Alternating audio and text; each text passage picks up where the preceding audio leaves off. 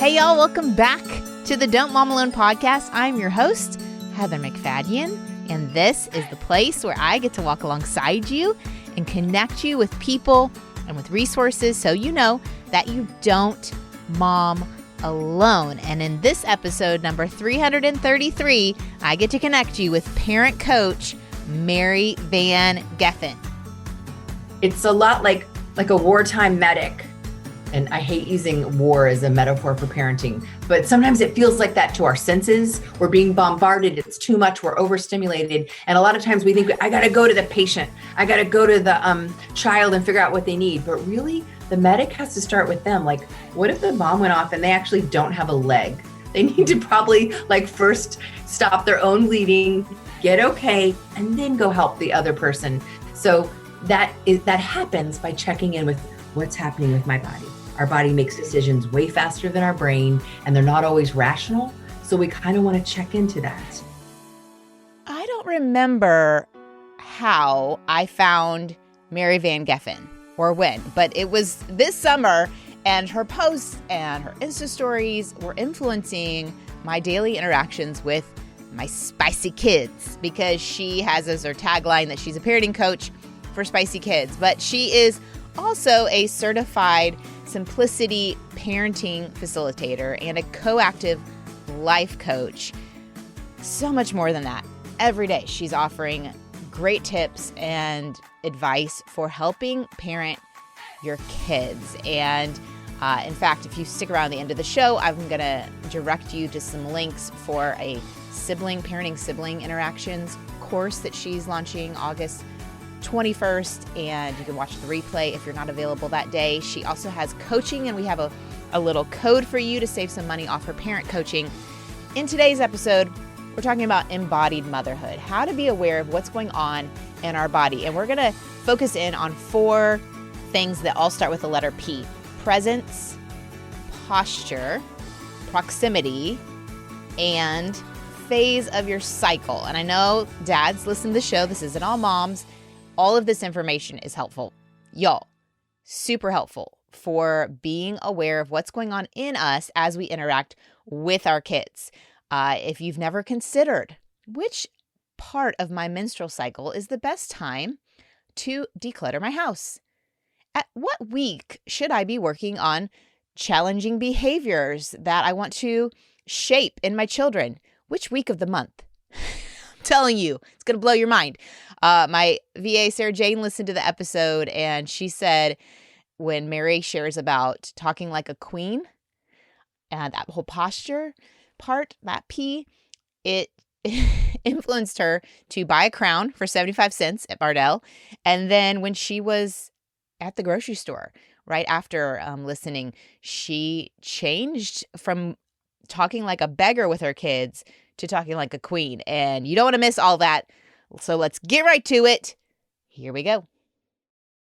Mary, welcome to the Don't Mom Alone podcast. Jazz hands. Thanks so much. Good to be here. Oh man, I was thinking this is the perfect interview to do late summer when the likelihood of my children crashing in with some sort of high energy explosion is totally welcome and okay. This is the perfect content for my spicy kids. I look forward to meeting them when they crash in. Yeah. Or one of my pets, a dog, a cat, whatever. Thank you for joining us. We need help. You specialize in coaching parents of spicy kids. Some of the content I've seen on your Instagram, well, all of it I love, but we're going to narrow in on one piece of that, which is helping the mom get more in tune with what's going on in her body. Yes. And using her body. Like, we've got this big old tool from the neck down that a lot of times we don't engage. And so we have more resources than we realize. That's so good. That's so good. And I think coming from a position of faith, sometimes we're taught that body's bad. And so there's this rejection or unawareness of body and self. And I'm just loving more literature, more reading, more understanding of the purpose of the body. And that it's this beautiful thing made in the image of God, and it can be used. And so learning more about it, becoming in tune with it, super helpful. So where do you want to start off the mom who's listening? Well, I have, and you can decide if you want to do this. I have like a sheet, like a Okay. worksheet people can fill out if they want to download Yes. it from your site. Yes. But there are 4 P's to consider when you're thinking about using your body in parenting. And the first one is just your presence in your own body. And by that, I mean self-regulation, knowing where you are, 0 to 100 in anger or joy, being kind of clued into what it feels like so that you can be the calmest person in the room when things flare up. We can't really teach anything to our child when we're stressed or we're upset or we're angry. They're reading that cue and then they're going into stressed, upset, or angry, and no learning happens. So I'm wanting moms to work on their interoception. And that's just a fancy Greek word for seeing inside them. And sometimes I'll say, what are you noticing in your body to my clients? And they'll say, I don't even know what you're talking about. So if right now you're like, ooh, she sounds so weird. That's No. okay. That's okay. I'm wanting you to get out of your head where the critical voices live and get into the wisdom of your body. And that starts by sensations, actually noticing like, what's going on with my breath right now? Oh, wow, I'm holding my breath.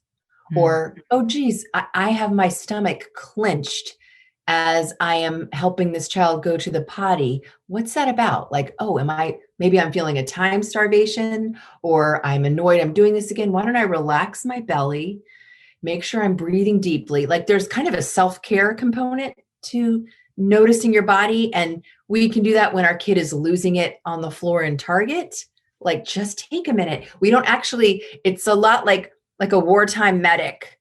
And I hate using war as a metaphor for parenting, but sometimes it feels like that to our senses. We're being bombarded. It's too much. We're overstimulated. And a lot of times we think, I got to go to the patient. I got to go to the child and figure out what they need. But really, the medic has to start with them. Like, what if the bomb went off and they actually don't have a leg? They need to probably first stop their own bleeding, get okay, and then go help the other person. So that happens by checking in with what's happening with my body. Our body makes decisions way faster than our brain, and they're not always rational. So we kind of want to check into that. And so I have centering practices. I don't know if you want to do one, but okay. It's, you kind of have to put everything down if you're listening to this. It takes 1 minute, but it helps you get out of your brain where sometimes we don't have that peace of mind that Jesus said he was going to leave us because we're entertaining negative thoughts. We haven't guarded our heart against them. And so to get out of that space. So Heather, let me teach you this cool, quick meditation of getting out of your head and into your body. Okay. You take your fingertips and I want you to begin to rub your fingers along your palms and other fingers, bringing your full attention to just the sensation of skin dragging across skin. Thoughts are going to come in. Wait, what are we doing here? And you just let them go right by and just come out of the brain and into the tips of your fingers and your palms. Judgments will come in.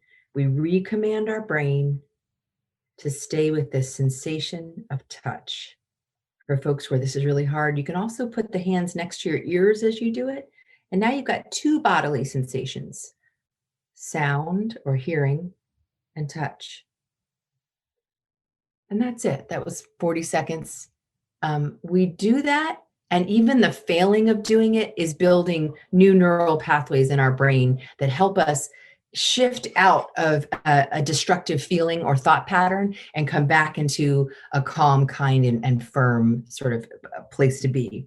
So some people call this embodiment, but I think that there is a lot to naming the thoughts you're having and choosing different ones. Yep. And so that's kind of also presence, like the presence in your body. Like, what thought am I ruminating on right now? Is it like they're going to be the death of me? That's not regenerative. So we can choose a thought from scripture. If we just, sometimes we're underwater. I can't think of a good thought. Or we can, I'll plug myself. We can work with someone who will help us come up with better phrasing. Or we can say, I'm complete in Christ, or I can do all things, or I've not been given a spirit of fear. There's there's so many life-giving thoughts that we can ruminate on. And so bringing your presence to what am I thinking is important. I spit a lot at you. What do you think? No, so that lines up with a season I went through, and Dr. Carolyn Leaf, like she talks about rewiring your brain. And what was helpful to me, and if the person's listening, they do struggle with, well, I don't know what to rethink and I don't know what that truth is I want to think instead.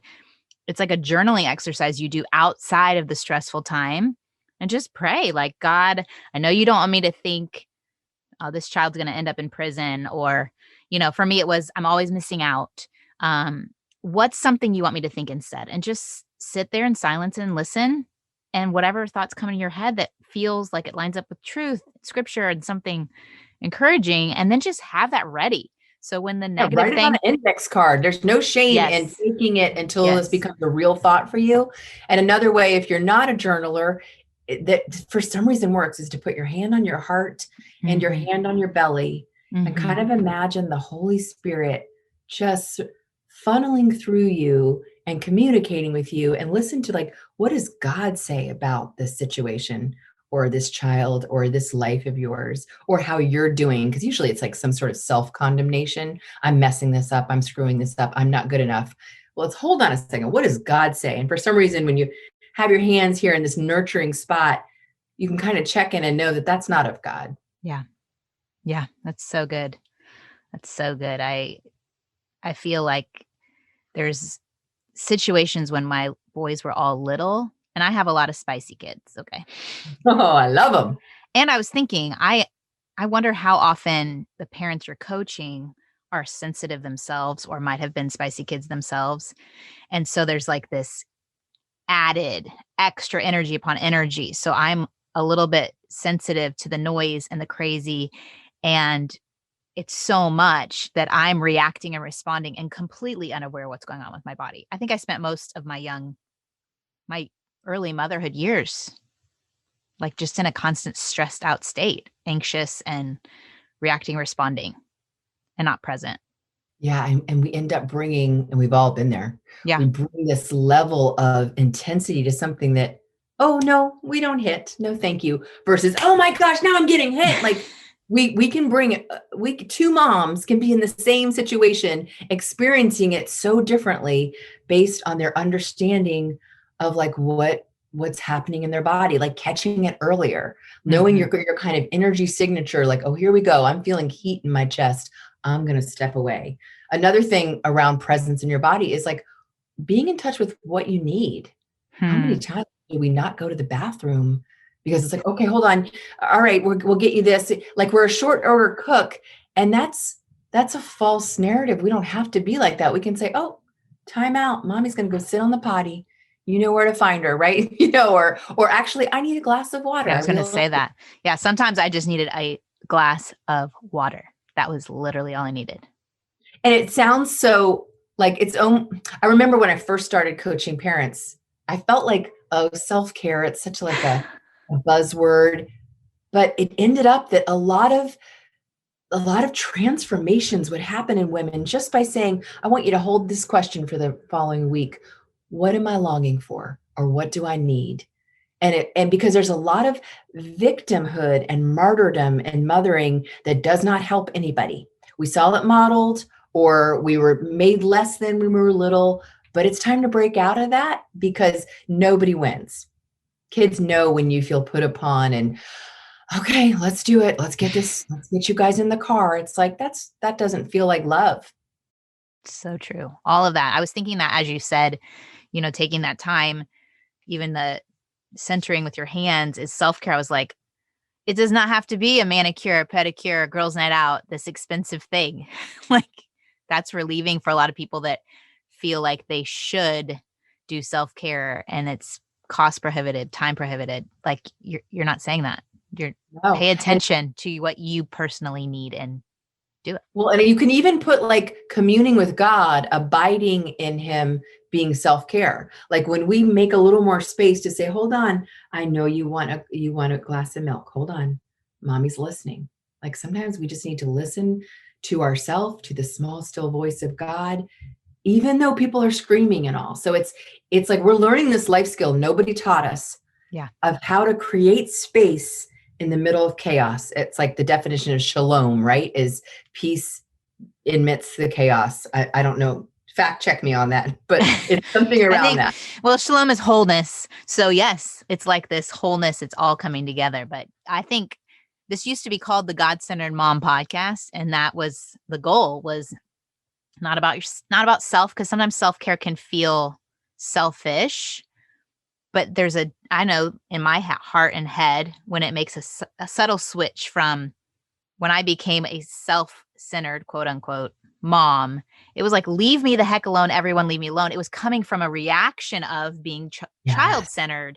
And it's like, you keep swinging back and forth, but this God-centered felt like, okay, God, help me to see my kids, help me to see myself, help me to stay rooted in the truth of who you are, who I am, who they are, so that I'm not just reacting, responding, and mad all the time. I love that. I would call that like, let me participate in the loving. Like we see our job as like, okay, I'm going to love on them and care for them, but we're also here to love and care for ourselves. Like we don't have to be Jesus dying on a cross for our people. Yeah. We're commanded to just love them as we would love ourselves. And we get it to be included in that equation. Yeah. So like somehow we misinterpreted, I don't know, faith to mean that we had to like lay down our life literally every day. And I think there's space for us to also bloom in our families, but we have to make it. Nobody comes along and saves us and gives it to us.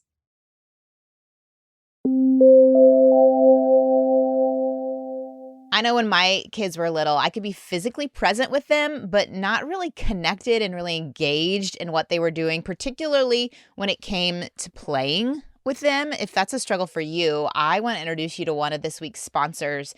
It's Love Every. And what's fantastic about them is they send you a play kit designed by experts for your child's developing brain. And when I say play kit, I'm not just talking about some junky stuff. I had them send a kit to my friend Meredith, and she has 3 young kids. The stuff they sent, I got to go over and play with her kids with their toys. There's a puzzle, there's books, but we're talking really high quality.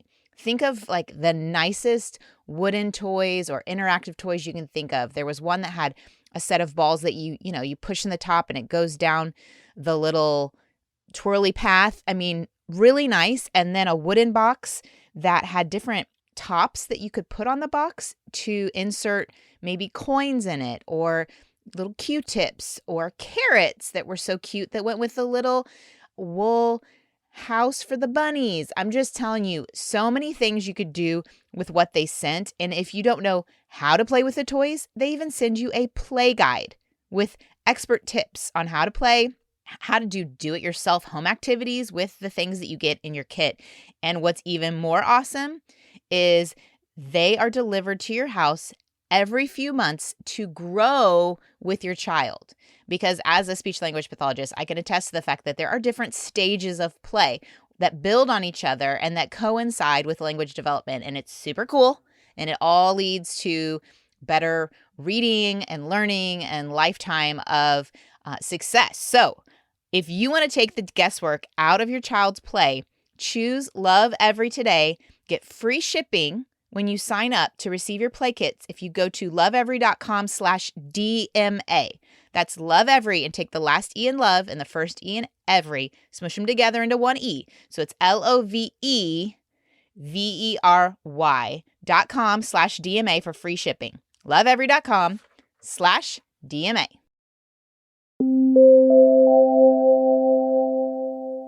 Okay, what's our second P? Okay. Second P is the posture of your parenting. And I literally mean the way you hold your body as you interact with the tough things in life. And I don't know if you've ever had that experience where you show up to, like, maybe it's a sibling squabble and you actually make it worse by the energy you brought to it. And sometimes that's about the metaphor we're holding of the kind of person we want to be in that moment. A lot of times we think about, here's what I want to do, but I want us to raise our awareness of who we want to be. And who we want to be is often communicated by our posture.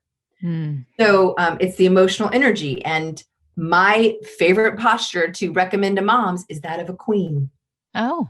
We are royalty. You know, we have received a spirit of Christ in us. We get his inheritance. We are queens, but we forget. We have like spiritual amnesia. So what does a queen do? There's a way she stands, think of like a string coming up through the top of the crown, and each vertebrae gets a little space, and maybe her hands are open versus clenched. Her belly is soft, but her legs are shoulder, hip width apart and grounded. There's kind of a way that a queen, and I'm talking about a benevolent, good queen, carries herself. Yeah. And that's an energy and a posture we want to maintain. Now, often we don't. Instead, and this would have I had a few postures. One would be the beggar, like, oh, please, not again. I just cleaned that. Or of course, oh no, I'm begging you, or the way we try to get around tantrums, like walking on eggshells. That's not what a queen does. Some children, especially the spicy one, they need to tantrum like 3 times a day to get it out of their system and process all the disappointment that comes with being strong-willed and having a plan that doesn't go to. So we can't tiptoe around it. And that's what a beggar would do. And if you can't see me if you're listening, but as a beggar, you're kind of like got a C curve where you're leaning down, almost like in the prayer, like subservient. Like that doesn't engender respect from the people you're leading. And like, these are leadership skills. Yeah. The other thing besides beggar that we are sometimes is the teenager. Teenager is hands on hips. There's an eye roll of like, of course you're interrupting my phone call. I've been here all day and now you're That's an energy of a teenager, and it can be kind of cruel. And so we don't want that. There's some contempt in that, and what I used to go to before I did some of my hard work was the monster. And the monster is like, my hands would be crumpled up and my teeth would be gritted. And I would think, that's it. It's kind of, now you're going to get it. Or now I have every right. And that's a scary posture, obviously, for a child to be on the receiving end of. So we want to think about, and like, if you're listening to this right now, I want you to practice standing like a queen. And there's also ways that queens talk. They don't say, oh, do you guys want something to eat later? They say at 2:00, we'll be having a snack. It's apples and peanut butter. There's not this ending like, okay, can we get in the car now? It's not a princess. It's a queen. Yeah. Yeah. Yes. And when we end with that, oh, no.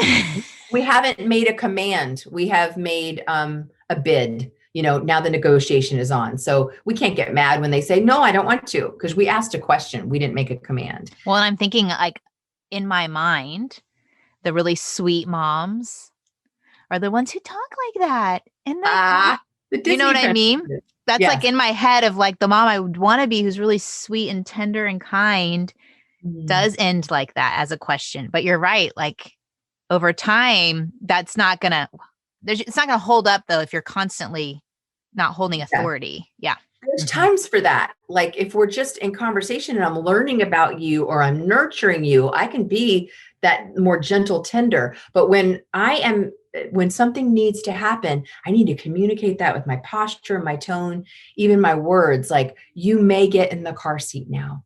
It's very different than, are you ready to get in the car seat? You may take your plates to the sink when you're done, versus, hey, you want to help me empty? And I'm please know that I'm into gentle, positive discipline. But I think that we can help our child out by holding this like parental resolve that what I say is what's going to happen, unless we're in a power struggle. That's a whole different thing. But in general, so slowing down, queens are not in a hurry. Oh my gosh, okay, here, let's do this, do that. No, queens are like, I'll wait. It's time to turn the machine off. We also underreact as a queen. That idea that when a toddler or a preschooler gets angry and they go to hit you, a monster would go, oh, I can't believe you would hit me. Or a beggar would say, you just hit your own mom. What's like wrong a with victim. you? I kind of feel like, yeah. I'm trying to do some voice acting on your own. I love it. So good. But a queen catches that hand and says, oh, no, thank you. We do not hit our mommies. I can see you are very upset. Let me pick you up and there's a, hey, I'm okay. My identity is in God, not in how this little person is off gassing at me right now. So managing tantrums when it was my first versus my fourth, very different. oh, tell me about that. It felt very personal when they would tantrum at the beginning because the goal was for happy children. Not realizing the reality of life is you're going to be unhappy at certain times and I'm not going to be able to make you happy. And like all of that learning happened from kid 1 to kid 4. By 4, you're like, I'm so sorry you're sad. And you're like stepping over the tantruming child. Let me know when you're done being upset. I'll be in the kitchen. Yes, like emotions are a part of it. Yeah. You can be sad. That's fine. You can be sad. And I see that you're sad and I acknowledge it, but I am not personally offended that you're sad. Yes. Yeah. You're not failing me and I'm not failing because you're crying. No. You can have a child that cries all the time and still be a very good and connected mom and a tired, overstimulated mom. Yeah. Yes. Okay. You ready for the third P? Yes. Let's do it. Okay. That is proximity limit setting. Okay. Or proximity parenting. And this is the opposite of butt parenting. Ooh. Where you're laying on the, your butt's in the seat and you're like, hey, don't do that. Come here. That just doesn't work with a 2 to 10-year-old. So this is getting up and going near to a child when you have something that they need to do. And this really works for spicy kids. And a way to remember it is 2 by 2 by 2. You want to be at least 2 feet near them. So, hello, I need you to put the Legos down. You need to have 2 eyes, their 2 eyes seeing your 2 eyes. So if they're like this, doing this, they don't hear you and they're totally into their thing and you're saying, hey, all they hear is wah, wah, wah, wah, wah. So before you give a command, are you neurologically connected? Wait till you come into their world, get their eyes. And then the other is 2 feet planted. So you can't be, I'm grabbing these things, get your shoes on. That doesn't work. You need to put everything down and join the fine art of unitasking. Yeah. Where you just do one thing. Hey, I'm here to ask you to get your shoes on. Are you going to need my help or you can do it yourself? That needs a shirt, unitasking. I love unitasking. That is like when I saw you share that on the Instagram, I tried it within minutes because the bedtime, now that they're older, it's like asking them, you just say it 1,000 times, get upstairs, go to bed, get upstairs, go to bed. And to like take the time to get my butt off the couch, to go in front of them, to get their attention, to get my feet planted and to say it. And I kind of let my husband in on it. I said, hey, I just tried something. Don't ask them to go to bed again. Like, I'm just going to see what happens. And it was so much easier. And they went upstairs and they went to bed. I was like, good job. That is way easier than yelling it 1,000 times and getting frustrated. Yeah. And let me tell you something.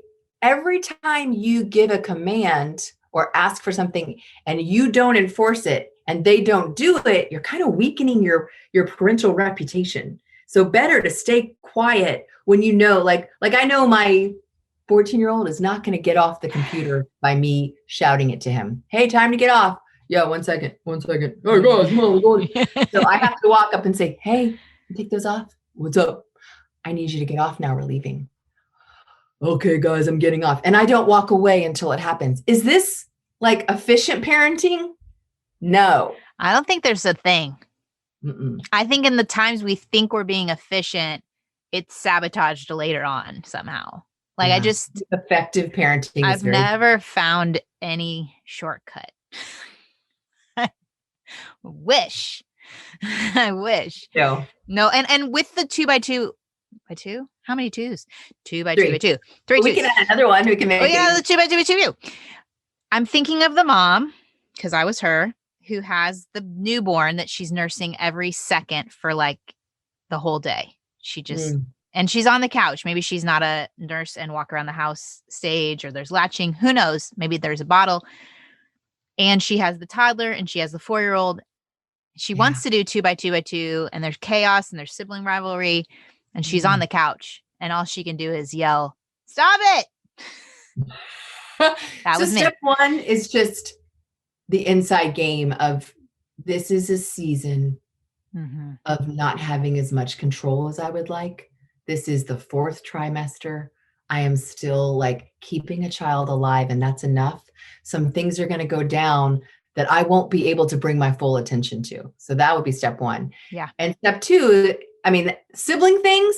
This is a good time for me to plug that I've got a sibling class coming up in August that I hope Yes. people will take. It's 2 1-hours, and you can take both or one. And there's so much you can do. But I think it's okay when they're figuring things out a little bit on their own.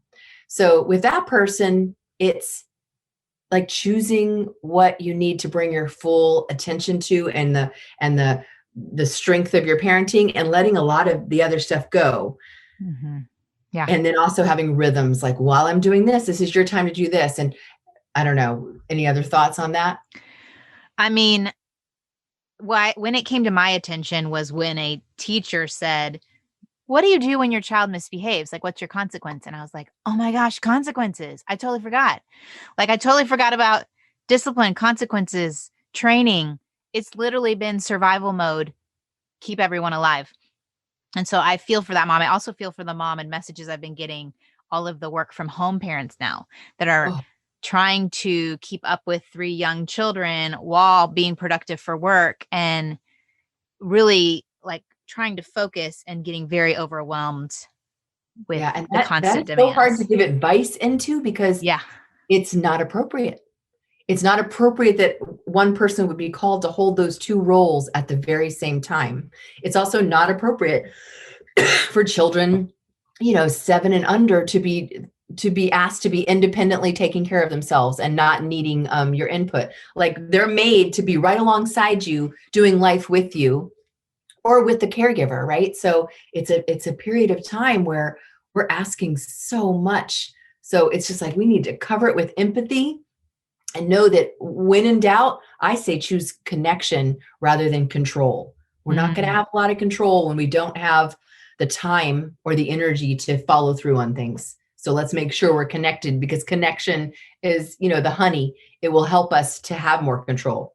So when their body is like, they're feeling overwhelmed and they just want control and they want everything to stop, they need to do some of that centering stuff, pay attention, remember the queen posture, connect with yourself. Yes. Yeah. And then get that posture and then respond.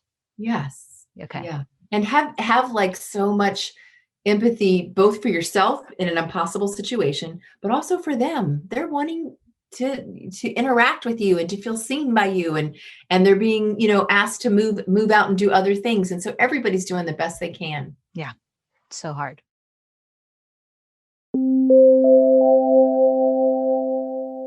This podcast is sponsored by BetterHelp. And I think as we're talking about our bodies, I think it's important to realize that our bodies, our souls, our minds, they're all connected. And as moms, we are often pushed to our limits. We are doing so many things with our limited selves. And I know personally the need to see a professional counselor when I got to the end of myself. And I want to be able to help you not allow any barrier to entry to getting the professional counseling you need. So I love to connect you with BetterHelp.com. They're going to assess your needs. They're going to match you with your own licensed professional therapist. You can start communicating in under 48 hours.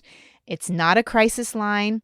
It is professional therapy done securely online. They have a lot of expertise available, maybe something that's not locally available in a lot of areas, and they have services for clients worldwide. You can log on anytime and send a message to your therapist. You're going to get a timely and thoughtful response. You can schedule a weekly video or a phone session. You don't have to worry about, how do I get childcare? What do I do with my kids? You don't even have to sit in the uncomfortable waiting room. BetterHelp is committed to facilitating a great match for you. You can easily and freely change your therapist if needed. And often it's more affordable than traditional offline therapy, and financial aid is available. I just really don't want anything to keep you from getting the mental health help that you need. So visit BetterHelp.com/DMA for Don't Mom Alone. That's BetterHelp, HELP. Join over 1 million people who've taken charge of their mental health with the help of an experienced professional. And For Don't Mom Alone listeners, you get 10% off your first month if you do go to betterhelp.com/DMA.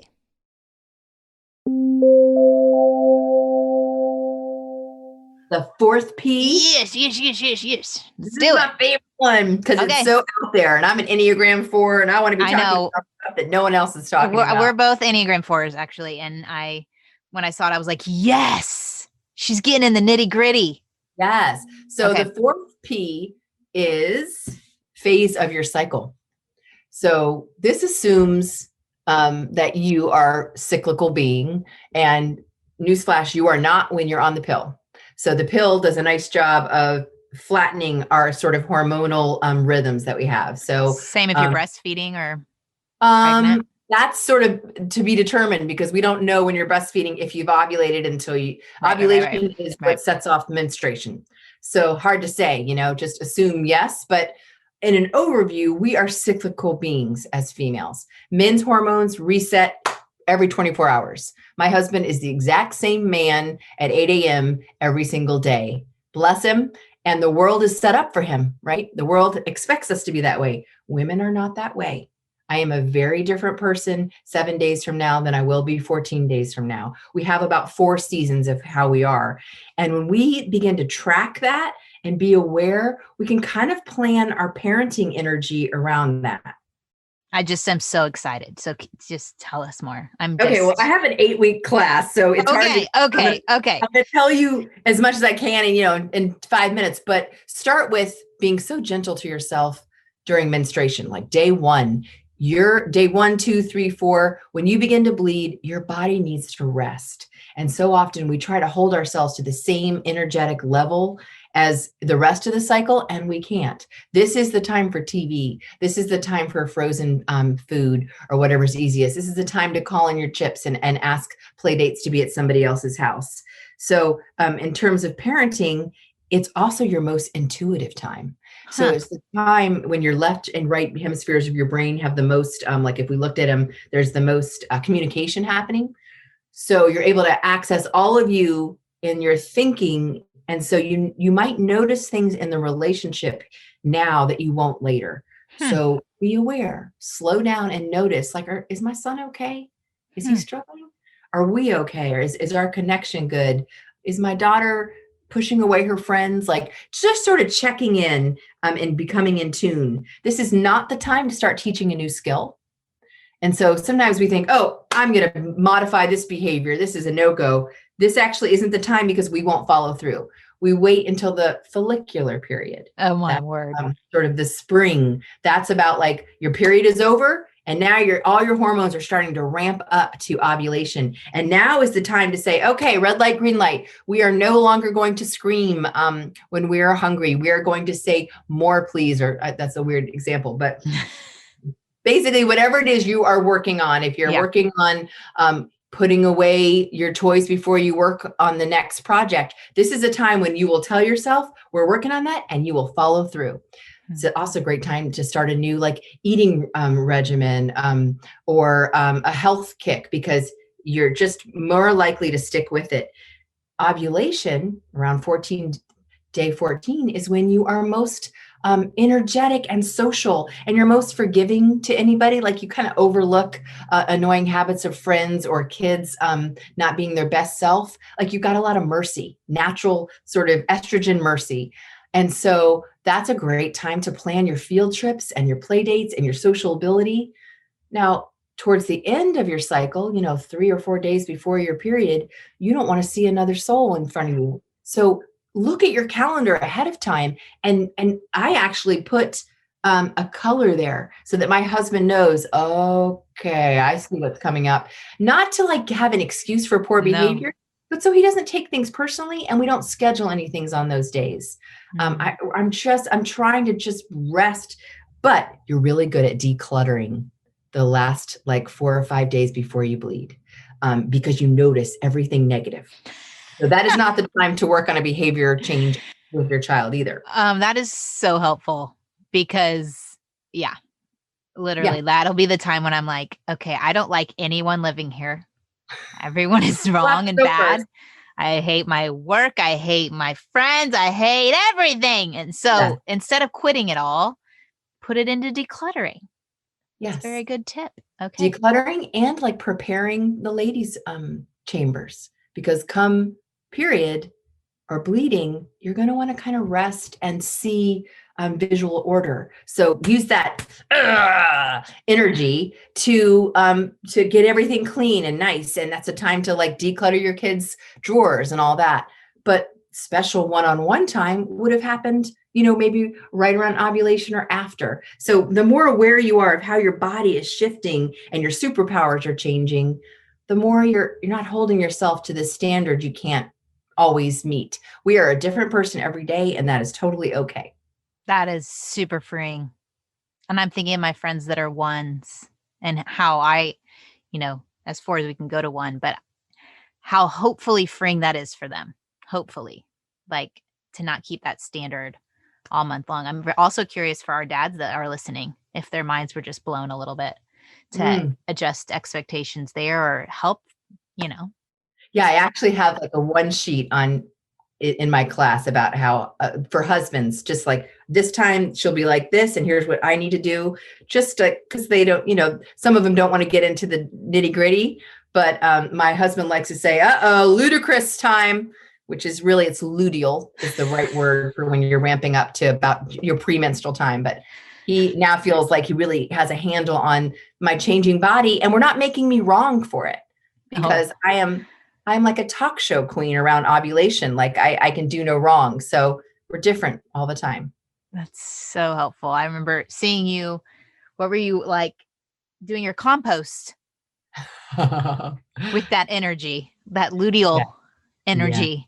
Yeah. Everyone should have something that they do when they're like, they'd like to be hitting someone's face, but that's not socially appropriate. That's not right. Yeah. And for me, it is crushing my compost with a sharp spade over and over again.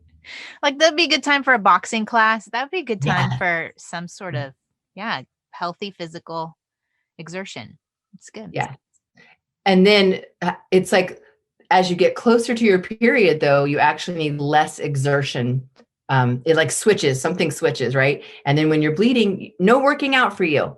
Maybe like a stretching yoga or a walk, but give yourself permission that this is your rest time, and you will come back even stronger in the later days. So helpful. I'm curious to know a little bit about your story. You've kind of mentioned kids. You have a 14-year-old. How old are your kids now? I've got a 16-year-old spicy girl. Okay. And a 14-year-old Enneagram 9, go with the flow guy, and happily married. And my story is like my journey with my daughter, where I was spending a lot of energy making her wrong and kind of recreating some dynamic that had been between my mom and I. My mom would, in a bad Enneagram 8 mood, would say, I'm bossy, I'm too emotional, too sensitive. She had a whole way of talking about me, and I was finding myself talking about my daughter that way. And it was like I was recreating a pattern right in front of my eyes. And I even wanted to get her into therapy. Well, it wasn't my sweet little 4-year-old that needed therapy. It was me. It was me coming to terms with, what it was like for me to grow up and who I wanted to be as a mom. So now, like, it's just a lovely place to be when you can allow for the spiciness, the big personality, without taking it personally. I mean, my daughter is like a cat, and that sometimes she's like, go away from me. I don't want this. And other times she's like up on my neck trying to like make out with me. So that's part of teenagers, right? Yeah, They're swaying back and forth to figure out their self-concept, to deal with their emotions and all the brain changes that are happening. I don't take it personally. And I made a shift from what's wrong with her, resistance, to, oh my gosh, what is magical about her? What is she here to teach me? Wow, what a spiritual journey I'm on. And I'm learning to love like Jesus just a little bit more each day. And now it's kind of easy. It becomes, what's great is it's really hard in the beginning. And then it just sort of becomes a habit of like, oh, wow, that didn't feel good when she called me the B word. Okay, let me check in with myself. Well, I'm going to give you some time. I don't like to be spoken to that way. I'm just kidding, Mom. Like I can stay kind of calm Yeah. But she's like an incredible, for anybody with a spicy kid, they become incredible adults. Like she was the first in her peers to get a job outside the home. She reminds me when we have 10 minutes to go, like she is a powerful person who can talk to adults in a way they're like, oh my gosh, your daughter's amazing. And all that is really hard to parent when they're little, but it means she could be the president of the United States if she wanted to be. Just there's hope at the end of the journey when you have spicy ones. Yes. Yes. And yes. All of every piece, even the reconciling messages you received and how you're restating them and not wanting to. And yeah. And just how God didn't make a mistake in how he made these kids, but it can feel that way when you're getting feedback from teachers or it's hard every day. And you're like, why did I get this kid? I want the easy kid. And then you see, oh, there's like an actual good plans and purposes that God has for this child to use these skills and gifts. And I don't want to get in the way of that by stifling and shutting down that spiciness and making them mild. Like we don't need mild. Yeah. And God is doing a mighty work in us, the adults, 100%. because we're having to lay down some of our sense of control. And I'm totally fine as long as it's my way or the highway. Like that can't be anymore. We have to find that way to be unconditionally loving, even when we might not choose what's happening in front of us. I remember thinking, I wouldn't choose her as a friend. I would never let someone speak to me like that. And here's this person in my home. And let me tell you, those aren't good thoughts to marinate in. But the truth is, God has a plan. He knows exactly who your children need to be. And you are fully equipped because you're both designed to be with each other. Yeah. This is ordained stuff. I have one parting question regarding some of the P's, maybe not the last P, with being with your spicy child in public or with a group of friends and the judgment, the stares, the criticism, or even the fear of criticism from peers. Like, how do we hold self-presence, posture? It just feels like I need special coaching for the moments that aren't just between me and my child, but now I've got another onlooker. Well, and that is part of that spiritual journey, isn't it? To become less enmeshed in what others think of us and more enmeshed in what God thinks of us. And we have no control over that child when we're at that restaurant. I mean, yes, we can have set expectations ahead of time. We can have practiced it. But when the rubber meets the road, they are not robots with that where we just pull the remote control out of our purse and turn it off. It doesn't work that way. So we will get a lot of judgment, and we will have to keep reminding ourselves that's where like a mantra or a blessing can be really helpful, where you just say to yourself, this is hard for everybody. And yet I know I'm choosing gentleness and connection over control, as well as the nuts and bolts skill of sportscasting. Like, wow, that's really loud. I'm seeing grandma and that hurts her ears. Or this must be, naming the elephant in the room versus like, oh, just hope we can get through this. Like sometimes that can make you feel more comfortable because it lets the other people know, I see it. I'm aware of it. I'm choosing, this is how I'm handling it. Like but the Geico commercial. It's like, I see it. Pink. Hair's pink. Yeah, no, I think that is super, super, super helpful. And I think there were a lot of years I would not hang out with friends when I had lots of littles because of that dynamic that I hadn't worked through with God, of their judgment and feeling less than as a mom because my kids were crazy and like I was failing.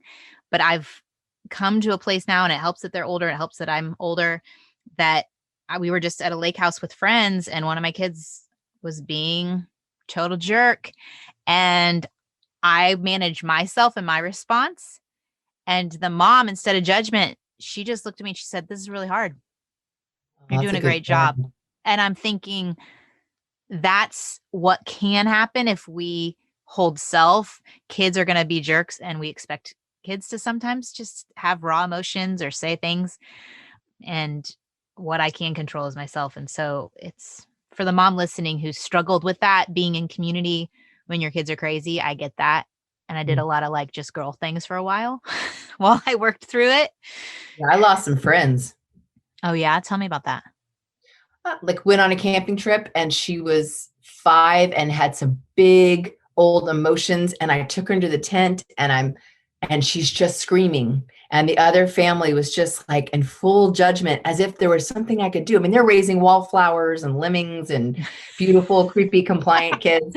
There's nothing I can do to stop her from screaming other than physically put my hand over her mouth. Not going to do that. So I just rocking her and saying, I know, shh. And she's wanting something, and I'm doing the right thing because I'm not giving her the thing just because she wants it, assuming it was, somebody else's or whatever. Because I am pretty flexible. Like, Yeah. I'm, If I'm it's a not, pretty, yeah. If it's not yeah. essential, In yeah. this instance, I held the limit, and she just raged loudly for probably 45 minutes, and I could just feel it as I came out. And they were kind of the mindset that needs a slap, that needs a spank, and that's not my jam. So they stopped hanging out with us. And I have a couple of those stories. So I remember the hurt of it, but in the end, you find your people. You got to find people when you have a spicy kid that adore your child, because there'll be so many times you don't. And there are people out there that can see that big spirit and go, wow, you got a live one. That's awesome. And so getting into like a mom's group where you are like committing to each other to keep showing up with your kids, and maybe offline talking about how you want to discipline is so important. Like building that community so there's other people that love your big child. Yeah. So good. Oh, Mary. Yes. We need our own show. Like just go on the road. Okay. I'm going to connect everyone to you in the show notes. I'm going to put all the links to all the things. Your course is coming up. They can have one-on-one coaching with you. Yes. And there's a freebie, how to be calm when your child's acting crazy. And I keep thinking, do I need to change that? Is that anti-mental health? But we all know that we say it like, oh my gosh, this is so crazy. Maybe just So being chaotic. Yeah. When your child's being chaotic. Yeah. Mm-hmm. Yes. So, or when the chaos is all around you. So feel free to download that PDF, and it kind of takes you through. And one of the steps is getting into your body. And thank you for letting me plug my little sibling class coming up. Of course. And if they're walking and they want to hear the website, where would they find you online? So I'm most active on Instagram, and there's a link in my bio. My name's Mary Van Geffen. And so there you can sign up for everything in there, or you can go to Simplicity Parenting with Mary, and it's like an archaic cobwebbed situation, and you can send me an email there and I'll reach out to you. Oh, I love it. Well, thank you again. So great. So appreciate you. I'm going to say so many times. So good. Thanks for having me. Okay, thanks y'all for joining us. In the show notes, you're going to find a couple things. One, you're going to find a PDF that Mary put together that focuses in on these 4 P's and embodying your motherhood with your spicy child, helping you figure out the presence in your body, posture, your phase, your cycle. It's all good stuff. Also, we have a link to coaching with her if you want a little one-on-one time with her, and a code that will get you $5 off of her coaching. The code is podcast, all caps, and you can use that when you go to sign up. And then I want to tell you a little bit more about her parenting siblings school. If you need help to treat jealousy, constant bickering, mean words, tattling, she is ready to help you learn when to step in, learn a blueprint for conflict resolution, help your kids set boundaries, and hear from each other's point of view. Then you can become the calmest one in the room. So you can register for that with the link in the show notes over at don'tmomalone.com. Also, remember, if you loved this episode and you want to discuss it with your friends, we do help support you meeting with friends and having your own little podcast club, which means everyone listens to the show on their own, and then you get together and we have discussion questions that I share via a private Facebook group. If you want more support in that, just go to don'tmomalone.com/join. All right, I'm going to take a moment and pray over us as we're all heading into new school years. God, our Father, the one who made us in your image, I thank you for the bodies you gave us. I thank you for how you've shaped us. I thank you for a reminder of how we're made so that we can use those bodies as best as we can to be connected to our kids, to help them get a glimpse of who you are. I pray that we would lean into that connection over that control, that we can release where we want to be in charge and we can trust you more, Lord. I pray that we can, in the midst of, again, new challenges with new school years, new challenges with information about the Delta variant and things changing and our bodies reacting to those changes, I pray that we would find peace that can only be found through your Holy Spirit and through your presence in us. I thank you that you go before us and everything that could be coming our way in this next year, that unknowns, and that we would hand those over to you, that we would release the tension, the stress that we're carrying, the burdens and the ownership that we're carrying, that we can hand over things that are outside of our control, that we can hand those over to you and to trust you more fully. I pray for the families represented, whoever's listening. I pray for deeper connection, better awareness of how they're interacting with one another so that they can love each other well and be united as a team. And for all the spicy kids represented and all the good things that you have planned to use those personalities and the strength for your good and for your people. And we thank you, God, for the work that Mary's doing. In Jesus' name, amen. All right. Thanks, y'all, for being with me today. I will meet you back here next week. Thank you to everyone who's already signed up to be part of our launch team. Super exciting. If you want to be a part of helping me launch my first book, Don't Mom Alone is the name of the book, you just go to don'tmomalone.com/book. And you're going to find, you can read the first chapter. You can also find all the places you can pre-order. And then there's a little form that you fill out with your confirmation number of pre-ordering and your email address. And then starting September 7th, I think, that Tuesday, I'm going to send out weekly emails with all the little goodies we're going to be giving you, including free audiobook link. We're hopeful to give launch members a digital copy they can read ahead of time to leave a review. All those things to just help more moms. You're helping me help moms, and I am so grateful for any way you do that, whether you share the show on Instagram, whether you leave a review on iTunes or Spotify or wherever you listen. All of that is super helpful to reach more moms with encouragement and truth. So thanks for being on my team. I appreciate y'all. See you here next week. Adios.